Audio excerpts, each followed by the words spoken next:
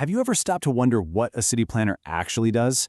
Well, today we're going to pull back the curtain on this super complex job, and we're going to do it by using the virtual world of a city building game to see how real-world cities grow, thrive, and face challenges. We're going to follow the story of one city, from a small, promising town to a massive metropolis, all to understand the playbook planners use to shape the world we live in. It really all comes down to this one central question. How does a city's economy truly come to life? Is it just a bunch of random events that happen to work out? Or is there a guiding hand, a master plan that sets the stage for success? That's what we're going to dig into. And check out this quote from a senior policy planner. It just nails the core dilemma. Is a planner's job to be the engine of the economy, the serial king, or is it to create the conditions that allow others to build that engine in the first place? Okay, so let's get our terms straight. A city planner is a professional who creates the strategic blueprint for how land gets used. Their whole goal is to build communities, manage growth, and breathe new life into our cities. You can really think of them as the architects of a city's future. To see all this in action, we're going to head to the fictional city of Marsden Point. Think of it as our little laboratory, a stand-in for countless real towns out there facing the same challenges and opportunities. It's a town with a ton of potential, just waiting for the right spark. And this slide pretty much tells the whole story, doesn't it? On the left, you see Marsden Point at the start, a promising, but, pretty modest town. And on the right, it's a sprawling, thriving metropolis. So how do you get from A to B? Well, it doesn't happen by accident. It all comes down to a clear, deliberate plan. Now, the town wasn't starting from scratch. Marsden Point already had some solid foundations. Land use plans were in place, it had a port, growing rural sectors, and expanding road and rail networks. But look at that last point. The urban area was getting full. This was a critical moment. The city was right on the edge of a major change. This is that classic moment where a city's potential starts to run into its limits. And this is where the planner's real work begins. The very things that made Marsden Point successful, its port, its resources, were basically a giant flashing sign for new industries. So the question was no longer if the city would grow, but how. And then that spark arrives. You have these captains of industry show up. They see the potential in all of Marsden Point's raw materials, the grain, the livestock, the produce, and they see a chance to turn all that stuff into valuable products. But you can't just build factories anywhere you want. So the planner kicks off this really systematic process.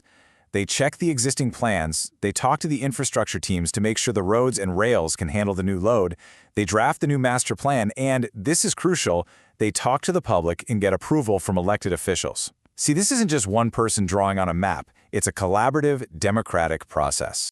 And here's the result. The master plan gets put into motion. New industrial zones are carefully placed in the outskirts of the city. This gives those new cereal, livestock, and beverage plants all the space they need without disrupting the existing communities. This is planning you can actually see. Now, building a factory is just the first step. A truly strong economy is built on a complete supply chain. Let's take a look at how that initial spark of industry created this powerful economic ripple effect across the whole city. This is the economic ecosystem come into life. It starts with new farms that supply the raw resources. Then you have the industrial plants that turn those resources into goods. After that, businesses like bakeries and sports bars pop up to sell those products to people. And finally, you get all the support services, the corporate headquarters and marketing agencies you need to run the whole show. And here you can see that chain in action. On the left, we've got that primary stage, a grain facility turning crops from the fields into usable materials. This then feeds into the secondary stage, like the beverage plant on the right, which creates the final products you'd actually find on a shelf. It's a direct line, right from the farm to the factory.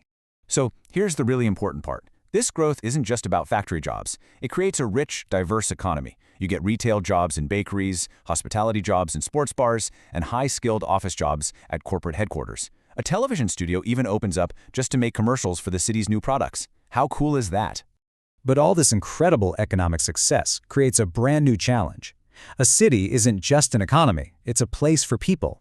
And with all these new jobs, the planner has to figure out where everyone is going to live.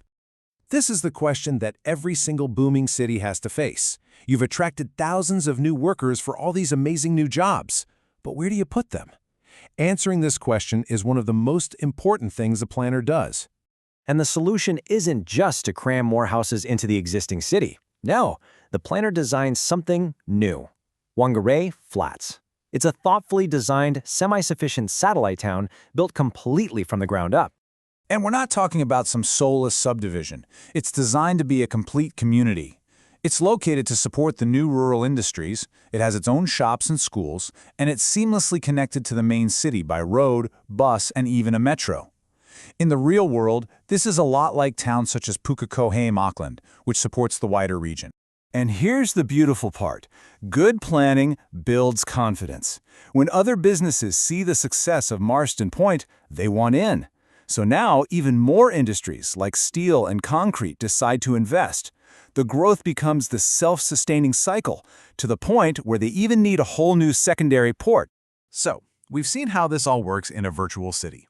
But now, let's connect these ideas back to our own world and see the real impact of a planner's work. So, when we look back at our simulation, the planner's choices led directly to a city that is functional, vibrant, and economically successful. Which brings us back to our first question. Was the planner the serial king? No. They were the one who built the kitchen, supplied the ingredients, and created the recipe for everyone else to succeed. And this is what that looks like in our lives. Good planning isn't just about zoning for factories. It's about creating those charming, walkable streets we love to explore. It's about designing beautiful green corridors and transit options that make our cities healthy, accessible, and just wonderful places to live. It all comes down to this core principle. The transportation systems we build affect how we use our land. The way we use our land affects our transportation needs. And together, these two forces are constantly shaping what you might call our city user experience, the way we actually feel as we live, work, and move through our communities every single day.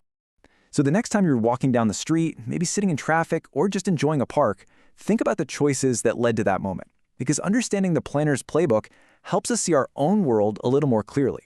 So I'll leave you with this. What planning choices are shaping your city?